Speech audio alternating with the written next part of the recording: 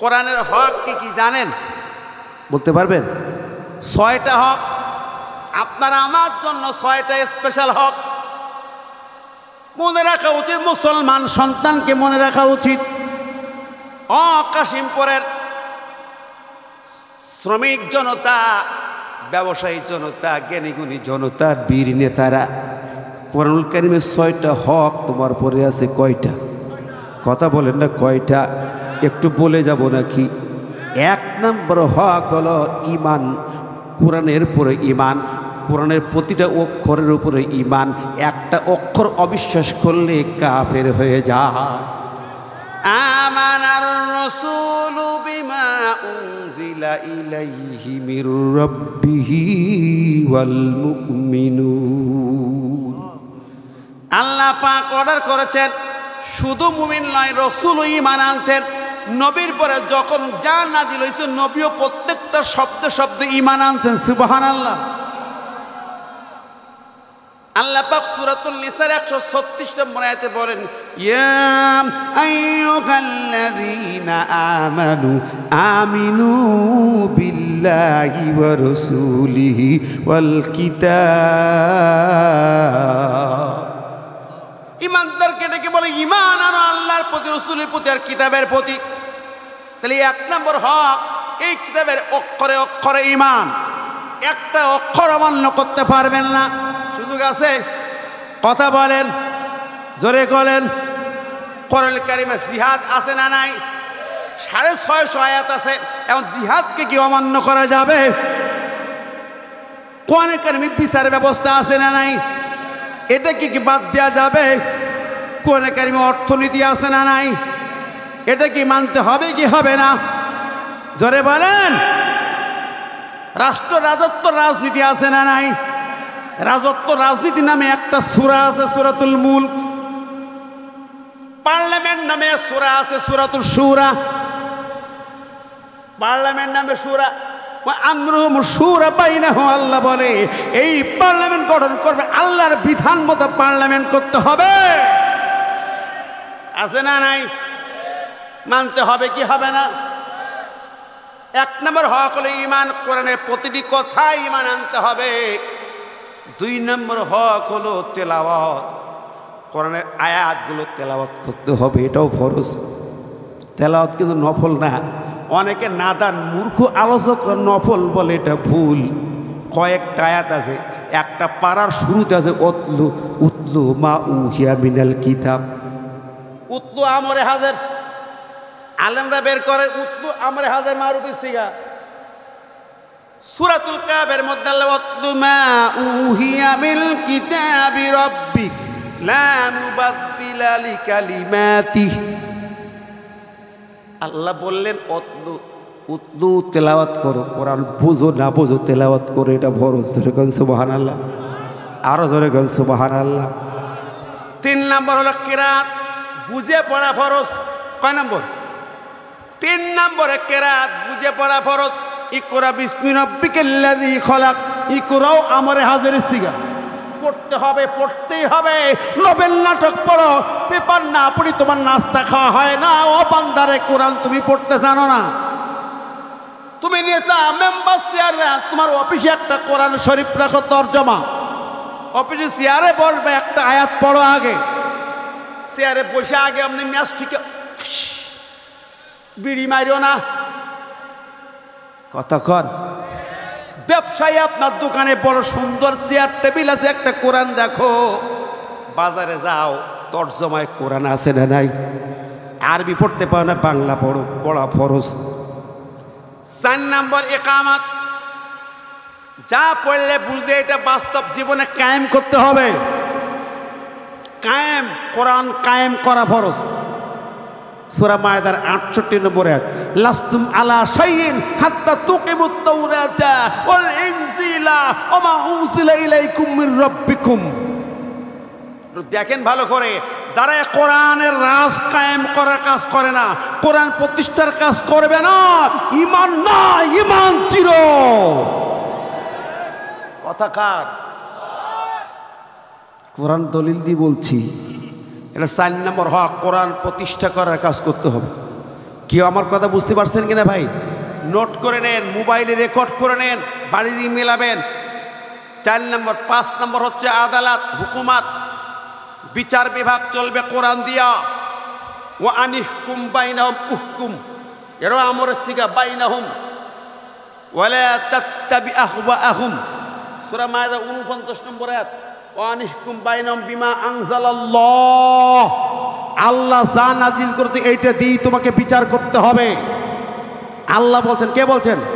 ওয়ালা তাত্তাবি আহওয়াহুম, তোমার মন গড়া পদ্ধতিতে তুমি বিচার করতে পারবে না।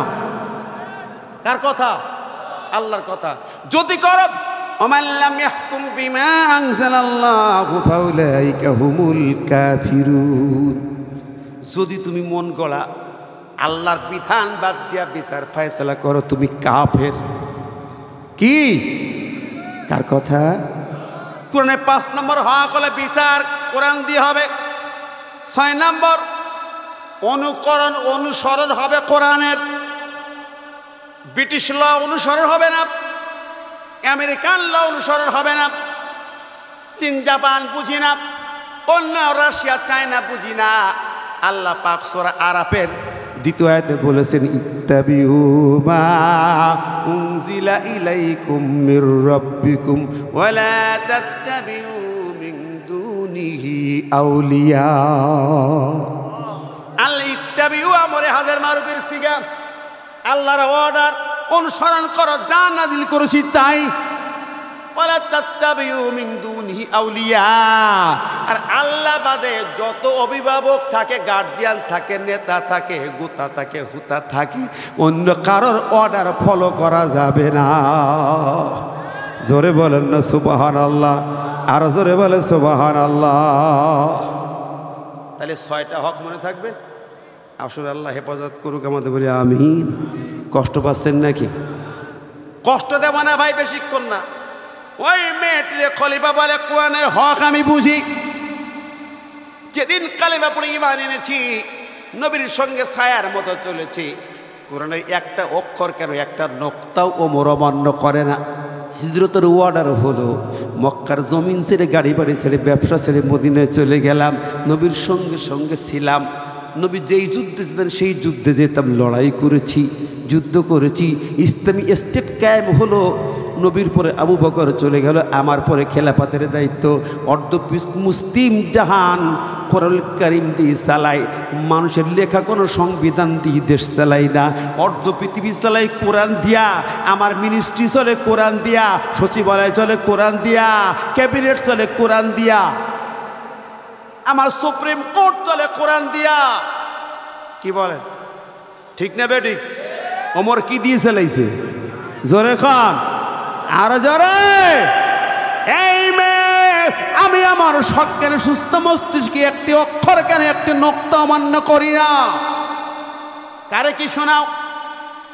মেয়েটি বলে, খলিফা বিনয়ের সাথে করজোড়ে বলি, খলিফা রাগ করেন না, মন খারাপ করেন না। আমি তো ছোট্ট একটি মেয়ে, অল্প বয়সী, আপনার নাতিপুতি বয়সের সভা। বিনয়ের সাথে বলতে চাই, খলিফা যদি নাকি আমি এই কোরআন থেকে দলিল পেশ করতে পারি যে আপনি আল্লাহর কোন বিধান অমান্য করে আমার বাড়িতে প্রবেশ করেছেন, কোন কোন বিধান লঙ্ঘন করেছেন, আমি যদি কোরআন তেলাওয়াত করে দলিল পেশ করতে পারি, তখন কি মানা যাবে খলিফা? আমি কোরআনের হাফেজা, কোরআন আমার মুখস্থ আছে গো খলিফা। জোরে করেন আল্লাহু আকবার, আরো জোরে করেন আল্লাহু আকবার। ভালো লাগছে। আপনাদের মাদ্রাসার একটা ছবি দেখছিলাম, মেয়েরা এখানে পড়ে, হেফজ পড়ে, প্রসপেক্টাস দেখছিলাম, ভালো আছে না নাই? মেয়েদের কোরআন জানা দরকার কম না বেশি? আরো জোরে বলেন। এ মুসলমান, আব্দুল কাদের জিলানী যেই গর্ভে জন্মগ্রহণ করে, ওই মা কোরআনের হাফেজা ছিলেন, ঠিক না বেঠিক? কোরআনের হাফেজা মায়ের গর্ভে আব্দুল কাদের জিলানীর জন্ম হয়, ইমাম মালিকের জন্ম হয় হাফেজে কোরআন মায়ের গর্ভে, ঠিক না বেঠিক? মা ফাতেমার জন্ম হয় মা খাদিজার গর্ভে, ঠিক না বেঠিক? হাসান হুসাইনের জন্ম হয় মা ফাতিমার গর্ভে। মায়ের জাতির বেশি দরকার কোরআন শেখানোর, হাফেজ আলেম বানানোর দরকার বেশি, আর ওদেরকে আমরা এড়াই চলি। কথা কন না? ও মুসলমান, ও ভাই বন্ধুরা শোনো, আমি বলতেছিলাম ওই মেয়েটি বলে খলিফারে ওই ওমর বিন খাত্তাব, আমি কোরআন থেকে দলিল পেশ করব, তখন কি মানা যাবে না? ওমর বিন খাত্তাব একটু নরম হয়ে গেল, মাথা একটু কেমন কেমন ঠান্ডা হয়ে গেল, জবানটা বন্ধ হয়ে গেল, কিছুক্ষণের জন্য নীরব। মেয়েটি বলে খলিফা অনুমতি যদি দেন তেলাওয়াত করে শুনে দিই, অনুমতি দেন তেলাওয়াত করে শুনেই। সঙ্গে সঙ্গে অনুমতি দিলেন খলিফা, আচ্ছা বলো দেখি, আমি তো অমান্য করি না, তারপরও শুনে দেখি। মেয়েটি এবার তেলাওয়াত করে শোনাইল সূরা নূরের ২৭ নম্বর আয়াত, ইয়া আইয়ুহাল্লাযীনা আমানু, ইয়া আইয়ুহাল্লাযীনা আমানু লা তাদখুলু বুয়ুতান গায়রা বুয়ুতিকুম হাত্তা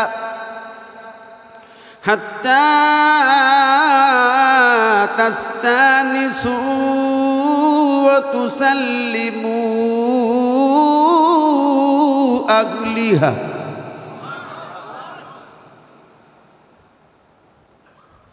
কার কথা?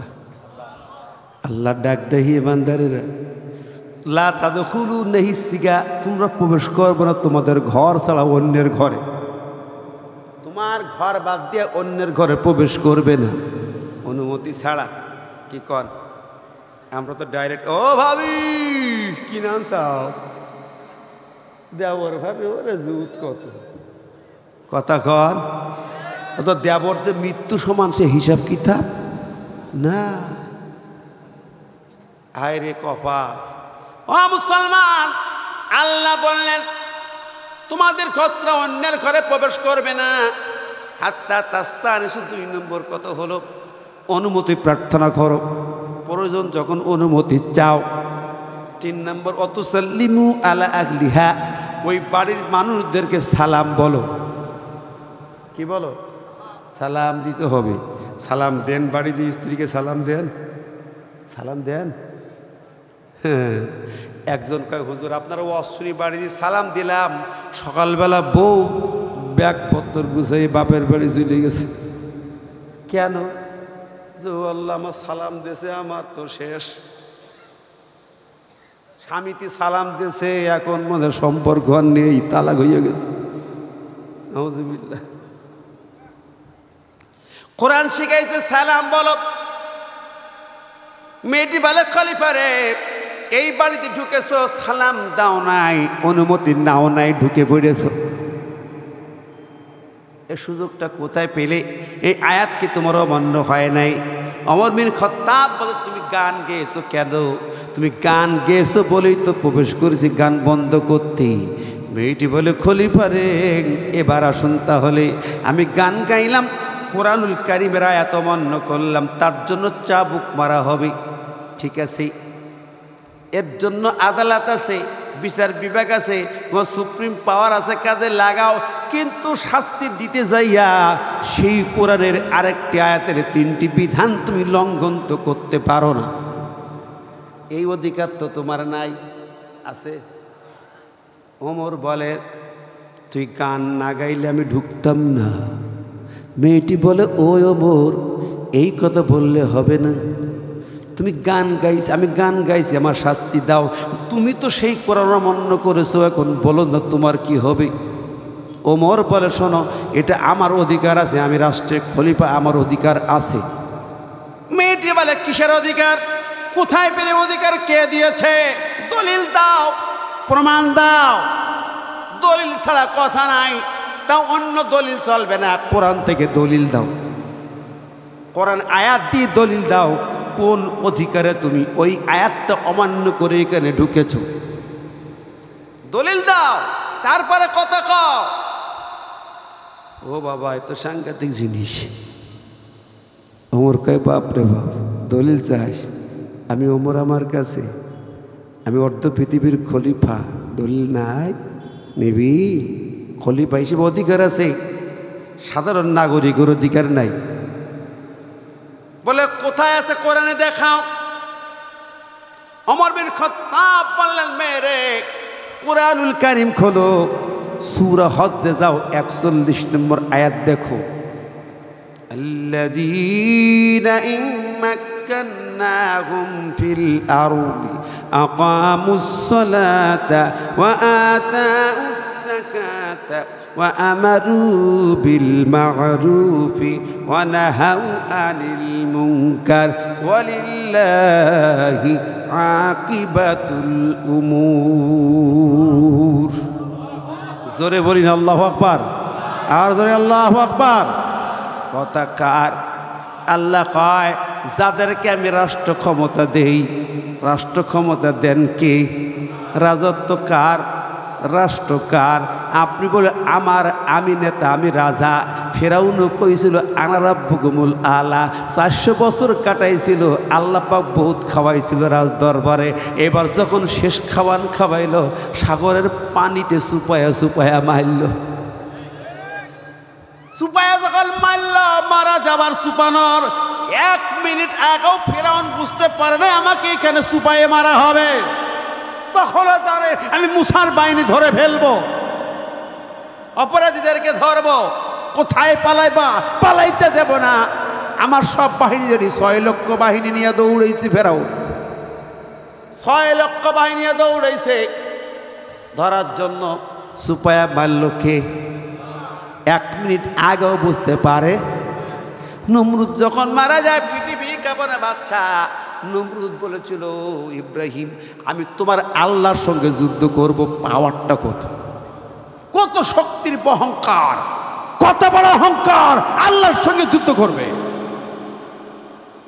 তোমার কতটুক শক্তি? বড়াই করে বাঁচো না, আল্লাহর সঙ্গে লড়াই করব। লড়াই করতে গেল, মশা যখন নাকে ঢুকলো তখনও বুঝতে পারে নাই। নাকে যখন মশা ঢুকছে তখনও বোঝে নাই। পৃথিবী কাঁপানো নেতা, একটা মশা নাক দিয়ে ঢুকলো, তাও 1 পা খোড়া, ল্যাংড়া মশা নাকি, ল্যাংড়া মশা। তাও কি ওই মশা নাকি নমরুদের পায়খানার থেকে জন্ম হয়েছিল। নমরুদের পায়খানা থেকে জন্ম হওয়া মশা ঢুকছে নাক দিয়া। ইতিহাস আপনাদের জানা ভাইরা, বল চর্বিত চর্বণ করব না। যখন মাথায় জুতার বাড়ি মারে তখনও মনে হয় নাই যে তার পতন হবে, তখনও মনে ছিল না। কতক্ষণ এবার যখন জুতায় হয় না, কয় ঠিক আছে অন্য কিছুতে বাড়ি মার, ঠিক না বে ঠিক? জুতা পিটি খাইয়া, লাঠি পিঠে খাইয়া বিদায় নিছে নমরুদ।